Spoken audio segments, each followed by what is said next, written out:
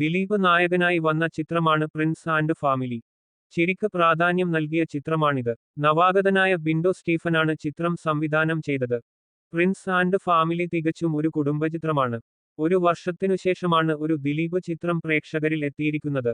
Listin Stephen നിർമ്മിച്ച Jana Gana Mana, Malayali from India എന്നീ ചിത്രങ്ങൾക്ക് ശേഷം ഷാരിസ് മുഹമ്മദ് രചന നിർവഹിക്കുന്ന ചിത്രം കൂടെയാണിത്. ഉപചാരപൂർവ്വം Gunda Jayan, Neymar, Janaganamana, Malayali from India എന്നീ ചിത്രങ്ങൾക്ക് ചീഫ് അസോസിയേറ്റ് ഡയറക്ടറായി പ്രവർത്തിച്ച ബിൻഡോ സ്റ്റീഫന്റെ ആദ്യ സംവിധാന സംരംഭം കൂടിയാണിത്. തിരക്കഥാകൃത്തായ ഷാരീസിനൊപ്പമുള്ള മൂന്നാമത്തെ ചിത്രവും മാജിക് ഫ്രെയിംസിന്റെ 30ാമത്തെ ചിത്രമാണ് ദിലീപിനൊപ്പമുള്ള Prince and family.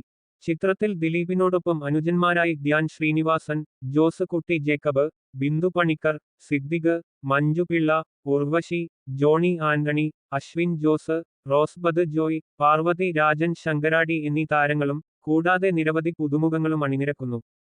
Prince and family 1.14 കോടി രൂപയാണ് ഓപ്പണിംഗിൽ നേടിയിരിക്കുന്നത്.